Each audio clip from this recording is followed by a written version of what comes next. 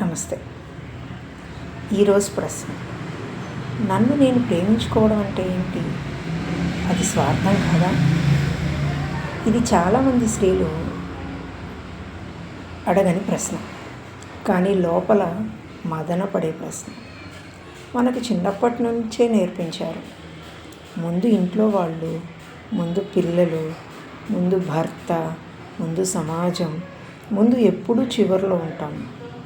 మనం ఎప్పుడూ చివరిలోనే ఉంటాము. అది త్యాగం అని చెప్పారు, అది గొప్పతనమని నమ్మించారు.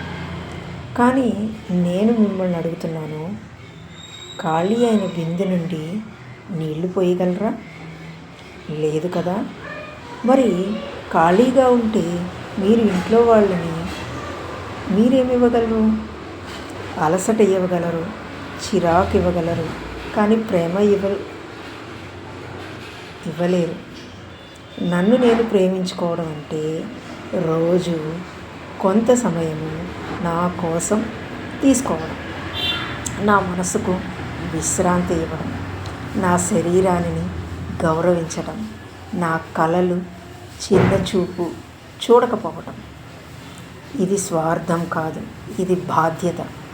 మీరు బాగుంటే మీ చుట్టూ ఉన్న అందరూ బాగుంటారు. మీరు పూర్తిగా ఉంటే మీ ప్రేమ కూడా పూర్తిగా ఉంటుంది.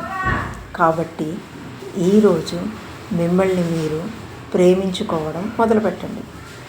అది మీ బలహీనత కానే కాదు, అది మీ శక్తి. ఈరోజు ఒక ప్రశ్న వేసుకోండి: నేను నా కోసం చివరిసారిగా ఏం చేసుకున్నాను? ఎప్పుడు చేసుకున్నాను? ఎంతకాలమైంది అని ప్రశ్న వేసుకోండి. ఇట్లు మీ గడ్డం వాణి, లైఫ్ కోచ్. నమస్తే.